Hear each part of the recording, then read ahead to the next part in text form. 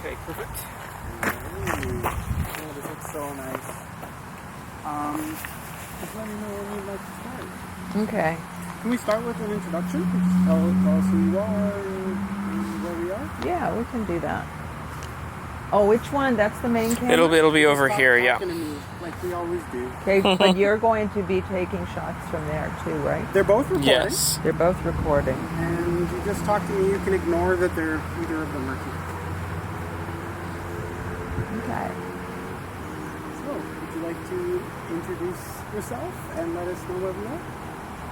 Sure. Okay. Uklama Hlotismayof, Zisha Aksuma, Nuchano Klatin, Histakshit Latsuma As, He Up Seattle. So in my language, I'm sharing with you my traditional name. It's Hlotis or Hlotismayof. And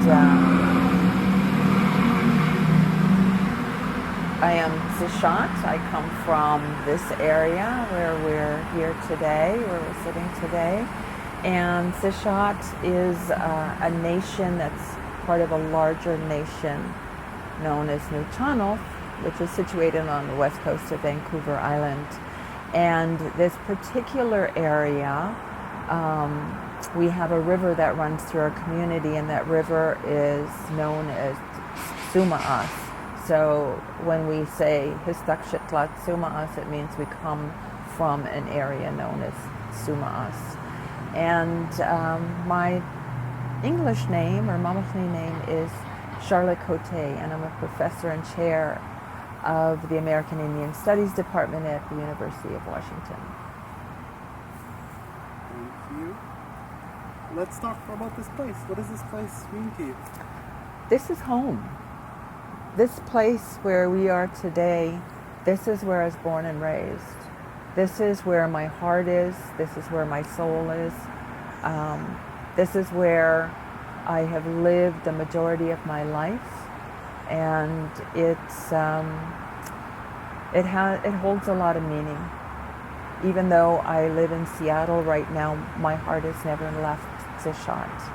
It's a beautiful place, and it's a place where I plan to die, where I plan to retire and I plan to die. Can you let us know a little bit about the trailer behind you? Because the next question is, what happened to the mobile home? Yeah, okay.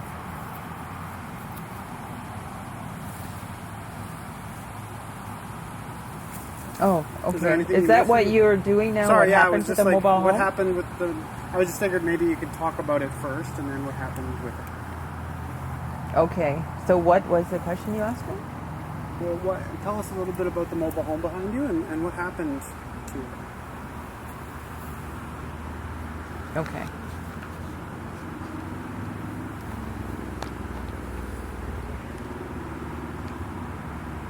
So the place that you see behind me, it's a small mobile home. It was where I was born and where I was raised. My family home was there. And my mother, when we had to take our house down, our house got old, and my mother brought in a mobile home and put in a mobile home there. And when both my mom and dad passed away, I took over the home and have lived there. But relatives have also lived there, and so the home was vacant for a couple of years, the mobile home, and then about 10 years ago we had major flooding in this area. Major flooding. It's the first time we've ever seen flooding like that here in Zishat. And so everyone in this community, especially the people that live along the river, had to deal with flooding. This area was completely underwater, where I'm sitting right now. And because we'd never ever faced flooding like that, where my home was, my family home, we never thought of checking my little trailer behind me that year, because everybody else was dealing with their homes and making sure they were safe. And so it wasn't until the following year that my sister Gail and I went into the trailer to check to make sure it was okay, and realized that the trailer had flooded as well. And to the point, because it had sat for over a year without it being taken care of, that it became unlivable. And so my thought after that was, well, I'll build, I will figure this out, figure the flooding situation out, and I'll build. And that's really where my heart was set until the flooding happened. And then I really had to think through how that was going to change my relationship to this place and to this land that has been my home since I was a baby. And so the next question is, you always planned to live here, and so when did that begin to change for you? Okay. This is the question about the bylaw. Yeah. So I don't know, maybe you can set that up if you want to explain it.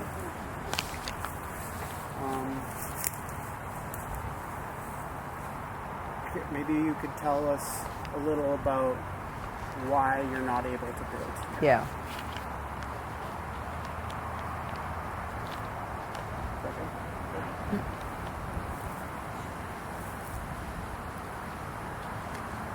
Whenever you like. And does it look okay with my glasses? I just didn't want to keep taking them off and on. looks I mean, great. there's no glare or anything, because No, yeah. these are the glasses I use when I give PowerPoint Even presentations. on this one over here, actually. It looks really good. Does it look okay? Honestly, it looks really good. Okay, good, because Yeah. my other ones are just readers, and I didn't want to keep taking them off and on. I thought I would just keep these No, on. this is great. Okay. Yeah. Okay. So, over the years, we kept seeing flooding here. And, it's not unexpected, because here in the Northwest Coast, along the Northwest Coast, we've seen flooding, and we've seen tribes having to take action because of what climate change is doing. So, I just thought I'd figure it out. The flooding continued, but I just thought I'd figure it out, that I would build up my home, put in soil, build a home that could withstand something like that. And so it wasn't until recently I had a conversation with our Zishot lands manager, Len Watts. And Len was telling me that the band, because of security issues and because, we're trying to develop a climate adaptation plan as well, that they have to think of what is changing here along the river where all these houses are, and also think about security issues, especially security for the people who are living in places that have now been designated flood zone, which this area has. It has been designated flood zone. So I had a conversation with Len, and he said, our band's going to pass a bylaw. The Zishot Council is going to pass a bylaw, and that bylaw is going to forbid people from building there. Even if you have property, like I have property here, we won't be able to build because they won't extend the sewer line into these places anymore. And because of the safety issues, they really can't support that. So for the first time, I really had to think about that. For the first time in my life, I had to think about the possibility of never living here. And that hit hard.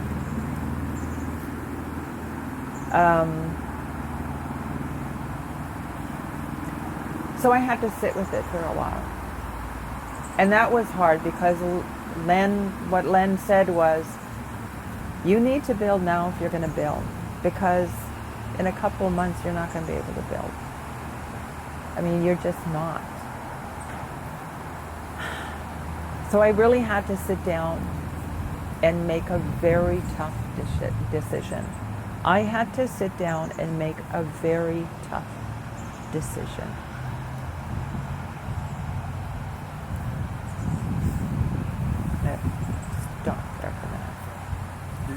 consider building before the bylaw came into effect?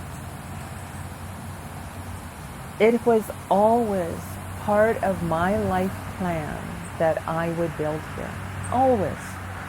There was never a time in my life that I ever thought I would never be able to build here, or that I wouldn't build here. And I've lived in many places throughout my life, places that I also have called home, but this has always been my home, my real home, where my heart is home. And so making a decision, or having to make a decision, or being put in a position where I had to make a decision quickly about my future and how that could change was very, very difficult. But I had to do it. I was forced to do it. I didn't want to do it, but climate change forced me to make a decision that I didn't want to do because of what we've been experiencing here every year since that major flooding 10 years ago. And so Where am I going now? That kind of combines the next Okay. question, but maybe we should go over it again. Like, what made you decide not to build? Okay, yeah. Would you like to do that one again? I think that what made you decide you didn't, because there's some things that I didn't add on, Yeah. or that I didn't look at. So try that again? Yeah. Okay.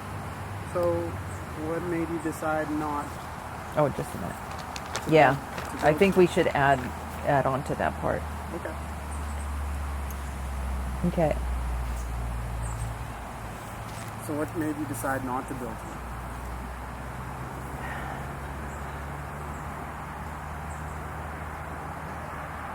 One of the major decisions why I decided not to build here was a practical decision.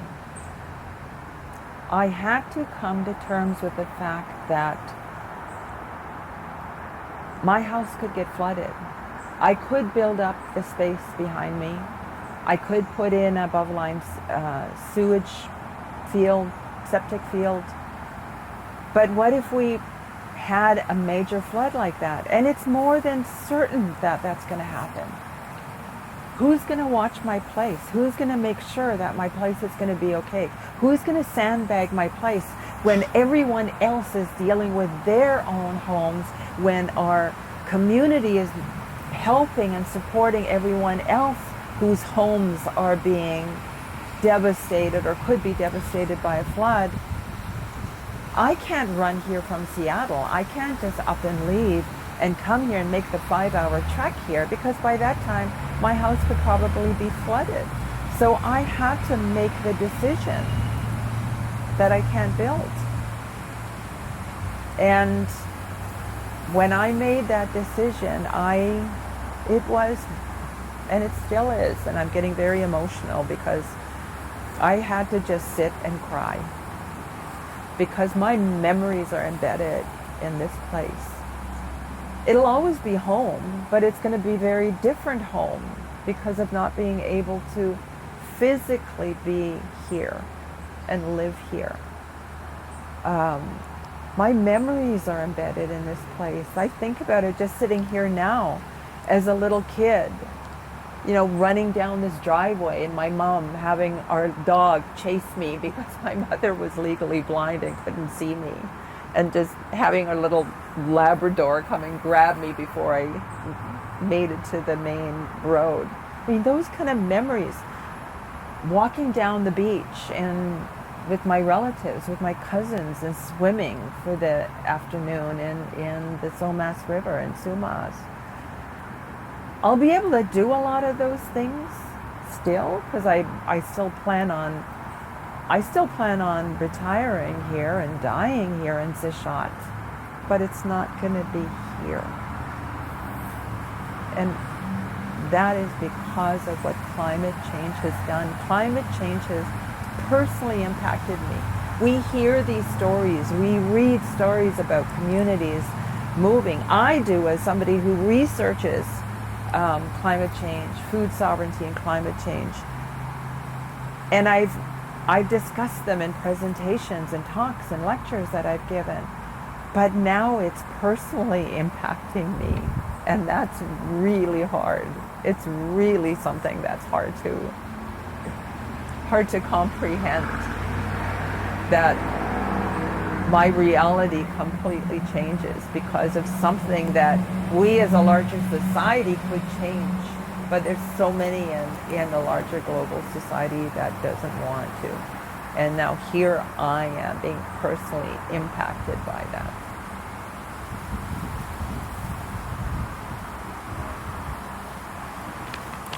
So the next question is, why is this about more than losing a place to build a house? Mm-hmm.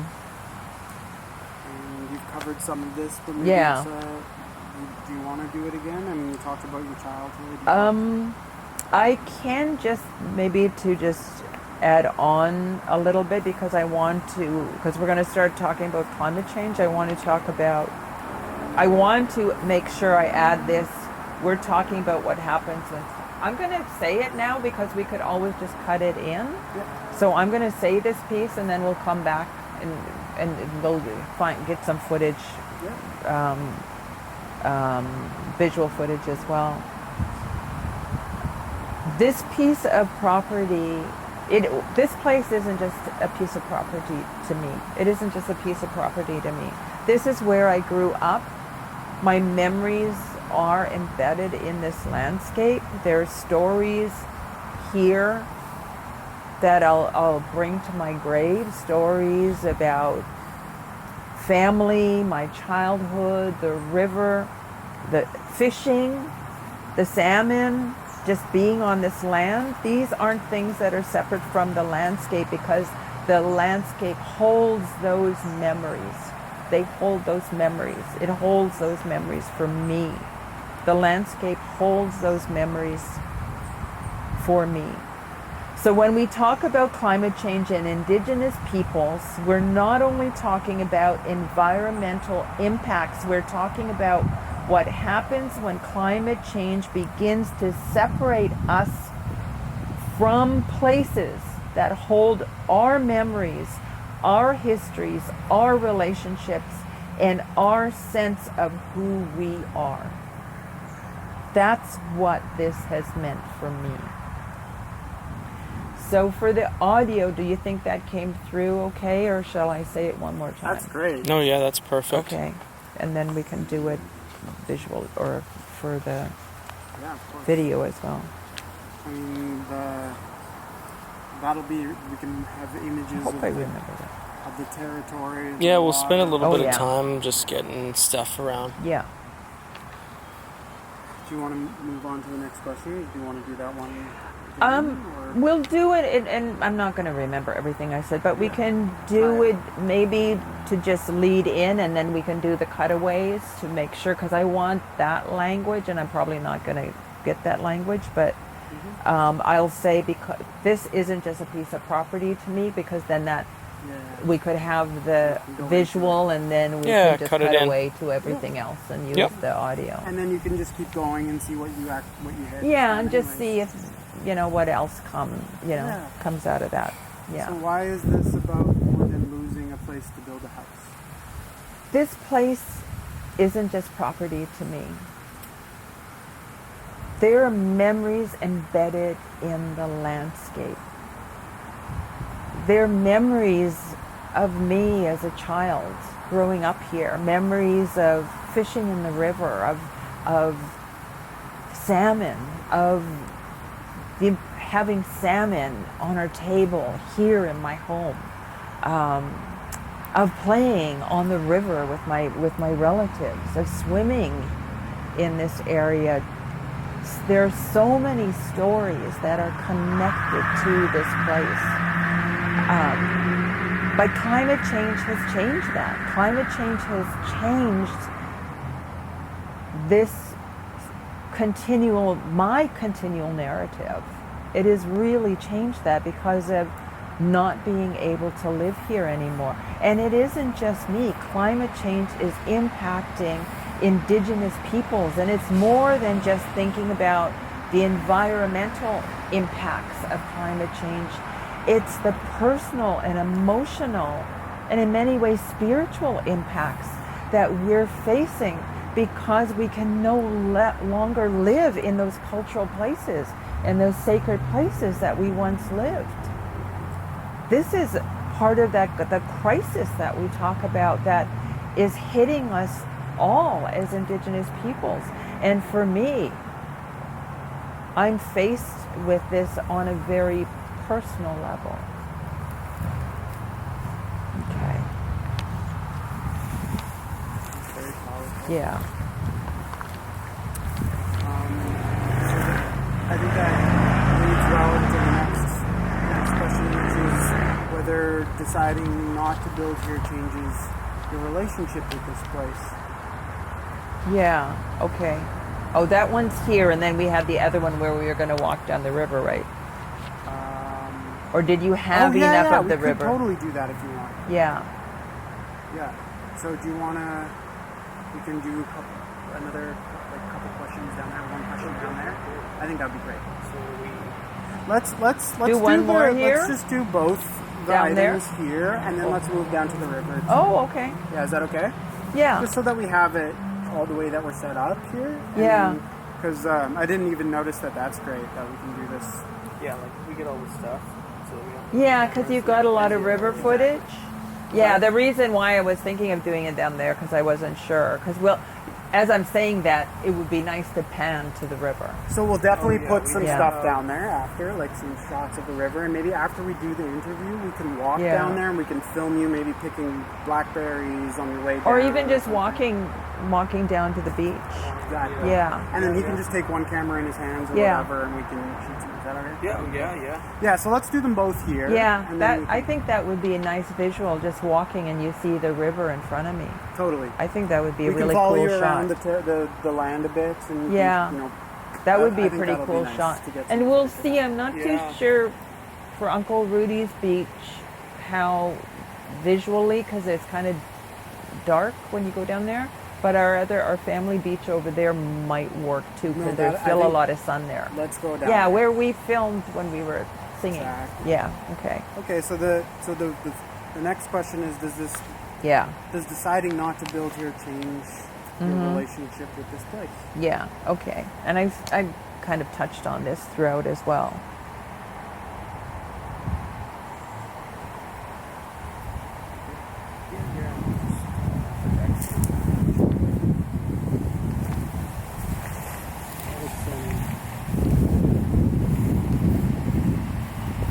Okay.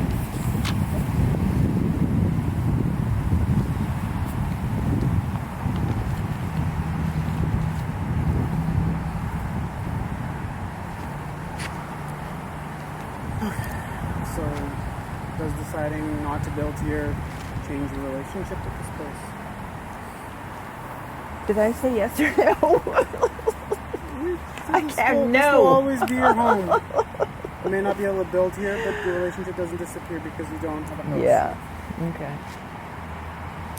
Okay. So how did we frame it again? I'm starting So, to does fade. deciding not to build here change your relationship? And no, this is still your home. Yeah. Even though it's not where you will build your house, you're still shot. Your family still lives here. The river's still part of who you are. Yeah. Okay. So I shouldn't say no because we're not going to be putting. My voice is not Yeah. good at this. So So start being like, this will always be my home. okay. Okay, that's what I was trying to figure out. Even though I've seen a lot of changes, especially in the last 10 years, and have had to make this very difficult decision, this will always be my home. My relationship is not going to end to this place because of what has happened. I'm always going to be part of Zishot. Zishot's always going to be a part of me. I'm always going to come home, and I will as I'll live here, but just not here. But it will always be home. That's never going to change. That won't disappear. It's the relationship that I've had to this particular area, this particular property, to the home behind me, that I now need to let go. That's what's going to change. And that's what's really heartbreaking. And after everything you've experienced with the flooding, what's your relationship with the river? You know, I think about this, and after hearing my story, people might think maybe the relationship, that river that has fed the Tishot, that bring the salmon up to us every year, that nourish us, that relationship might have changed. The relationship hasn't changed. Tsumaos will always be, that river is always going to run through me, always. That will never change. It wasn't Tsumaos, it wasn't the Somas River that is causing this hardship. It's climate change, and what climate change has done to that river that has caused the devastation that we're seeing now, with these areas being designated as flood zone areas. That's what we're seeing. So the river is always going to nourish us, and it's always going to be part of us. It's always going to be part of me. So I'm not angry with the river. I'm not angry for what has happened. It can't control what is happening to it. It's because of climate change that Tsumaos has had to change in the way it has over the last 10 years, and the way it'll probably continue changing. So that river will continually run through me, and that river will continue to nourish us, even though we've seen these changes in the past few years. Will you always love the river? This river is always going to be a part of me, and I'm going to, it doesn't matter till the day I die, I'm going to love this river. That's great. Okay, did you want to say any of that again, or are you happy with the way that went? I'm wondering, because I'm trying to think visually, because I don't think you need to see me say that. Because I think that's where the shot of me walking to, or even river. putting my hand in the river, if Yeah, we can do Yeah, that. Just I want to get a getting- couple as well of the building, and Yeah, I might let's even do get this yeah. drone out and right? do Or- some stuff. But Yeah. and then there was Well, we could fly the drone with you walking towards the river too. That would be pretty cool. Oh. something as well too. Yeah. Do you So want to do the voice? Just I'm to going have to it? do it just so that we can have it, because there are going to be Yeah. a lot of visuals on this. Yeah. So I'll do one run through to read through it, What you think. and then we can think about the visuals. Sure. Yeah. okay, yeah, no, that's perfect. Yeah, let's I'm realizing that iPad would be so handy. For what? Oh, to be able to see. Yeah, let's get that going. Yeah, so this will be for audio. Okay, yeah. Okay. Just for this one, if you could just, when it sounds like a car is coming, that's going to be really loud. Just Yeah. pause for a second.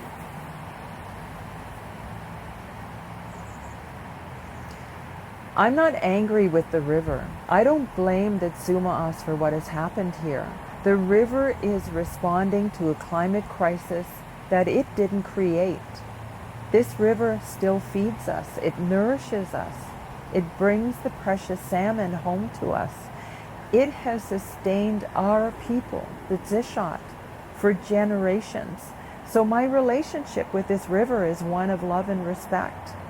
So even though the flooding has changed what I'm able to do on this land, I don't look at the river and think, you took this away from me. That's not how I understand my relationship with this place.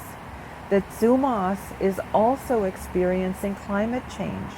The river is changing. The salmon are experiencing these changes, and we are experiencing them too. We're all part of these relationships.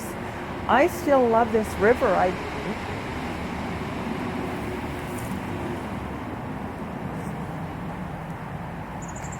I still love this river. I will always love this river.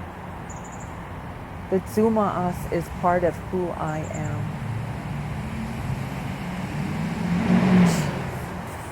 I want to just do that last part. Yeah, one maybe more, I just should. The last line. Yeah. It's so powerful. Okay.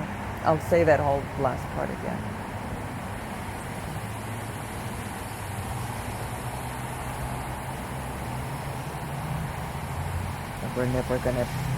It's never gonna stop.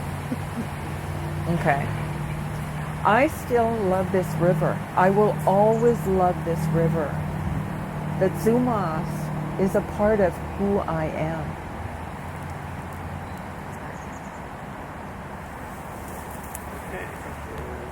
Okay. Thank you, Charlotte. Okay. That was really beautiful and